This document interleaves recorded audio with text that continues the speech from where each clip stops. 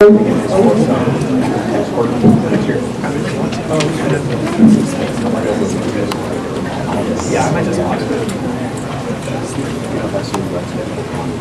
evening, hello. Welcome to our department-sponsored debate titled Video Games, Awesome or Totally Awesome. I'm Dr. Sonora Chan, Chair of the Department of Communication.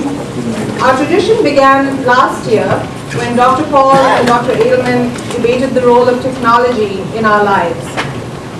By unprecedented student demand, they have returned to battle the topic of video games. As you know, Dr. Adelman began the academic salons here at Seattle University, events designed to provide a collegial environment, remember collegial? Okay. To engage speakers and audience on the topic of the day, to prompt provocative, insightful conversation. In this spirit, we invite you to think of this room as an extension of your living room, a rather crowded living room, to get up and eat and drink. The restrooms are just down the hall and outside. This thing like a flight attendant. And we ask that you turn off your cell phones, also like a flight attendant. Before we begin, we have a very special tribute to Dr. Rick Malleus.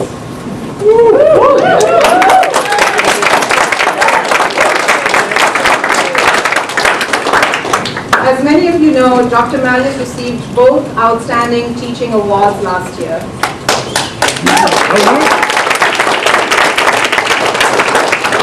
This is very rare and a true testimony to Dr. Malleus's incredible talents. However, because Dr. Malleus is from Zimbabwe, his immediate family could not be here to share in his award. Tonight, Dr. Malleus's mother is here from Zimbabwe, and we'd like to honor her presence and let her know how much we appreciate her son.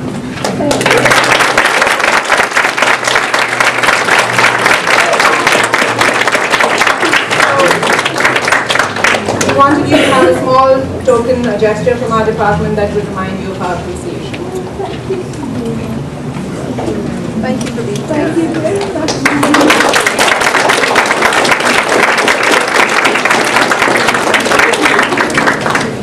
So before we begin tonight's proceedings, I would like to announce another major event this Thursday night. It is a tradition in academia to honor a major work of scholarship with a special event. This Thursday, we will honor Professor Gary Atkins. Where's Gary? For his new book, Imagining Gay Paradise, Bali, Bangkok, and Cyber Singapore. We will have a reading, a response, and reception here in KC Commons at 7 p.m. So come back. Professor Atkins is a foremost queer studies scholar and author of Gay Seattle. His new book, Imagining Gay Paradise, is a culmination of 10 years investigating the spaces and places for gay paradise in Bali, Bangkok, and Singapore. You're all invited to what promises to be a stellar event. Tonight, we honor Dr. Paul's new scholarly work entitled World Play and the Discourse of Video Games, published by the prestigious academic press Routledge. Dr. Paul is among a rare group of scholars who brings a rhetorical perspective to the study of video games, helping to illuminate the underlying meanings in the world of play. In this work, Dr. Paul observes, world play is about how games, you would say this much faster first, right?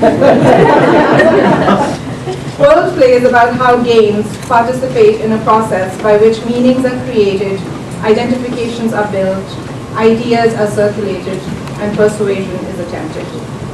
A better understanding of what is at stake in the socio-cultural systems at work in video games offers benefits to scholars, developers, and players. We couldn't agree more. Faculty of the Department of Communication felt that a debate would be an ideal way to pay homage to this incredible work, and for the participating faculty to each argue their own point of view on the role of video games in our lives. Tonight also showcases the incredibly talented Seattle University debate team.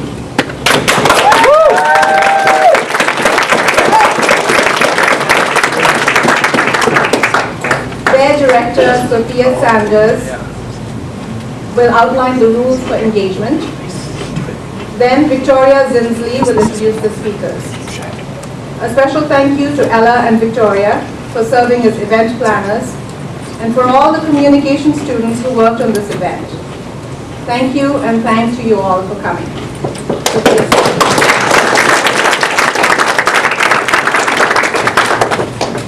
Hi everyone, thanks for being here tonight. Thanks for supporting the comm department and the debate team. So I'm just going to kind of go over a little bit about what tonight's going to look like. Our faculty members are going to be speaking first, Chris Paul and Mara Adelman, because they're so knowledgeable about this topic. They are going to have as much time as they'd like to present their arguments to you. The lesser knowledgeable, but hopefully just as engaging debaters, Michael Kaemingk and Ben Watts are going to have 7 minutes to respond to the professor's arguments. As Sonora kind of hinted at, this is a salon-style debate, so please feel free to get up and move around, as well as feel free to knock on the table or the chair, give a little clap if you agree with something that one of the professors or one of the debaters say. This is friendly. Just a little bit about the debate team so you know, this weekend we are going to the national championship with over 200 teams. Ben and Michael are Seattle University's top debaters. We expect them to finish very well. They both broke into octo finals at last year's nationals as separate partners, so we hope to see them go even farther this year. So we're excited, and we hope you guys have a good time tonight.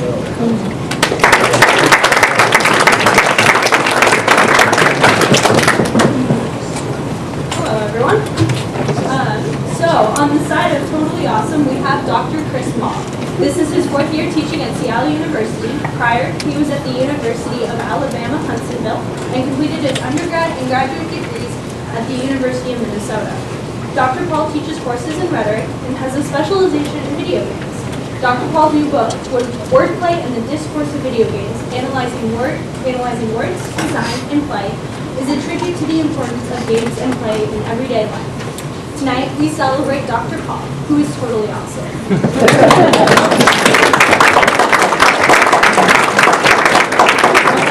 I love you, Chris! Thank you, Andre! Got one more introduction. All right. On the side of awesome, we have Dr. Mara Adelman. Dr. Adelman has been teaching at Seattle University in the communication department for 18 years. Her current specialty is an unusual course in restorative solitude and faculty workshops on the topic of distraction. Her current topic of fascination is, ironically, boredom. As Dr. Adelman would say in her famous line from Mortal Kombat, finish him. Dr. Adelman and Dr. Paul will be followed by the Seattle University debate team, as you previously heard. Please silence your cell phones and no texting during the debate out of respect for our debaters. Thank you and enjoy.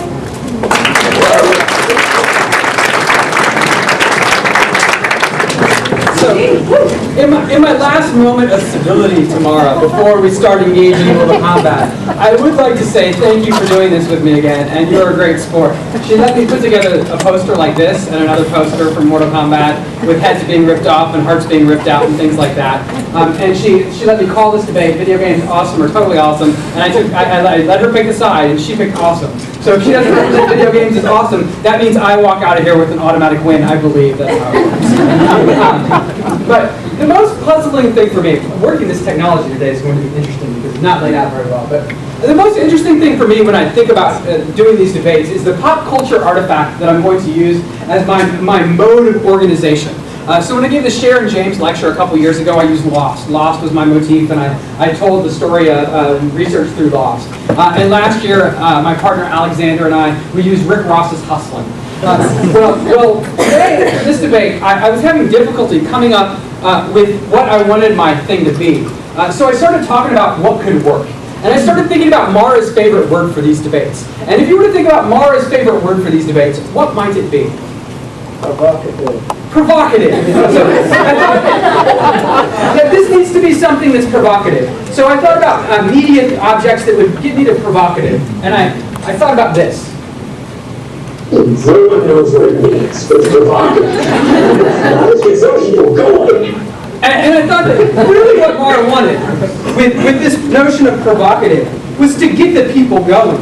And even if we didn't know what get the people going means, we really just want the people doing something. Then after that, I thought about my partner, Michael, and I thought about how we would be a team, because Mara's participation in this debate was contingent on getting Ben Watts as her partner. And she didn't care about me and my needs. She's like, I'm taking Ben. And I'm like, well, I want Michael on my side. Michael's the kind of guy who goes to a debate tournament last weekend and judges while his partner does some other shenanigans and bails on the tournament. A tournament where Seattle University finished first, had the top speaker, and one of our top debaters is alone judging because his partner made it. So I felt that we would definitely be a dynamic duo. Then from there, I thought about the kind of things that sum up where we would be in a debate. And I thought that we do things like we ball so hard on the topic of video games, that this stuff is cray, and that Mara was terrified that she was letting me into my zone because I was talking about video games. And the number of times I walked by Mara's office in the past few months, only to have Mara say, "You can't see this, you can't hear this, get away from here, you can't overhear this." Even up until today, when someone might have been adjusting a PowerPoint, and she said, "Oh, this is secret, we have to get away right now." So she's worried about me being into my zone. And then, if you're not familiar, there's a popular flash game online right now called Kanye Zone. And the point of Kanye Zone is to not let Kanye get into his zone. If Kanye get into his zone, the game ends. And you rack up points as long as Kanye doesn't get in his zone by popping different bubble heads. Then when you lose, they sing the song from which this is inspired. But to get to a moment of seriousness, I think that video games are totally awesome for 3 distinct reasons. The first thing is, I think they provide the richest entertainment experiences we can find right now. In a variety of different ways, video games are simply the richest entertainment experience we can get. The second thing is they tell us about who we are and how we are living. Even though these kinds of stories might be uncomfortable at points, or we might be uncomfortable confronting them, video games are a narrative tool right now that is telling us a lot about what we are and what we do and what we value. They're a key cultural object. And then finally, and I think the easiest argument for me to make, so I put it last, video games make the world a better place. So, with regard to rich entertainment experiences, I picked 5 different games out, and the 5 games are very different and I think all very interesting. The first game in the upper left-hand corner is a game called Brave. Brave was an independently designed game that was released on Xbox Live, and the point of Brave is to play with time. And the way that you win Brave is to negotiate time in different kinds of ways. So time can go forward, but then you'll get stuck on a puzzle, so you have to run time backward. And you have to play with time in this interesting way that makes you think about life differently.